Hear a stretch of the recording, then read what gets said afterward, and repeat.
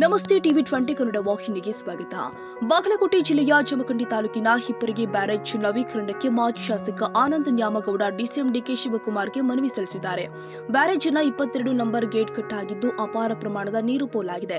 ನೀರಾವರಿ ಇಲಾಖೆ ಎಂಜಿನಿಯರ್ಗಳು ದುರಸ್ತಿ ಕಾರ್ಯ ಮಾಡಿದ್ರೂ ತಾಂತ್ರಿಕ ಸಮಸ್ಯೆ ಎದುರಾಗಿ ವಿಳಂಬವಾಗ್ತಾ ಇದೆ.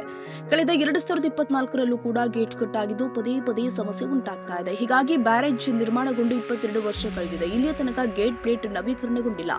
ಗೇಟ್ಗಳು ಸವದಿದ್ದು ಮುಂದಿನ ದಿನದಲ್ಲಿ ಮತ್ತಷ್ಟು ಗೇಟ್ಗಳ ಸಮಸ್ಯೆ ಎದುರಾಗುವ ಸಾಧ್ಯತೆ ಇದೆ ಅಂತ ಉಲ್ಲೇಖಿಸಿ ಜಲಸಂಪನ್ಮೂಲ ಸಚಿವ ಡಿಸಿಎಂ ಡಿಕೆಶಿಗೆ ಮನವಿ ಮಾಡಿದ್ದಾರೆ.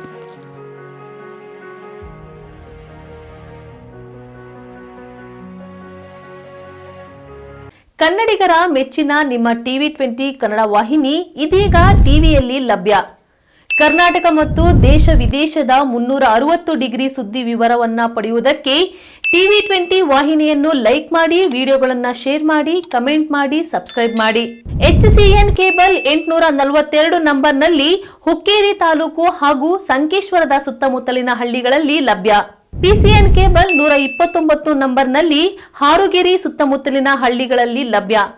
ರಾಯಬಾಗ್ ಡಿಜಿಟಲ್ ಚಾನೆಲ್ ಕೇಬಲ್ 80ನೇ ನಂಬರ್ನಲ್ಲಿ ರಾಯಬಾಗ ತಾಲೂಕಿನ ಸುತ್ತಮುತ್ತಲಿನ ಹಳ್ಳಿಗಳಲ್ಲಿ ಲಭ್ಯ. UDCN ಕೇಬಲ್ ನೆಟ್ವರ್ಕ್ ಉಗಾರ ಸುತ್ತಮುತ್ತಲಿನ ಹಳ್ಳಿಗಳಲ್ಲಿ ನಿಮ್ಮ ಟಿವಿ 20 ಕನ್ನಡ ವಾಹಿನಿಯೂ ಲಭ್ಯ.